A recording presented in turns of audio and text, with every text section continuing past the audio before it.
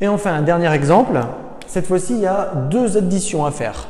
Alors, quand vous avez ce genre de choses, en fait, il suffit de les faire une par une. Donc là, la première étape, on va le faire en deux étapes. La première étape va être de faire cette opération-là. On va faire cette opération-là. Et le plus 2, je le recopie déjà, on le fera après. Ce sera la deuxième étape. On va déjà faire moins 4 plus moins 6.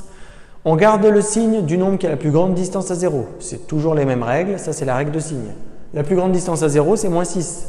Donc on peut être déjà certain que le résultat sera négatif. Les deux nombres ont le même signe, donc on va les additionner.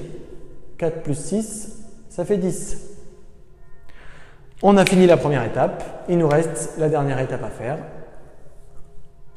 Moins 10 plus 2. Donc on a un nombre négatif ici, un nombre positif ici. C'est plus 2. On additionne, le plus, je vous l'ai dit, on n'est pas obligé de le mettre. Quand il n'y a rien, en général, c'est que c'est un nombre positif. Moins 10 plus 2, on garde le signe du nombre qui a la plus grande distance à 0, c'est-à-dire moins 10.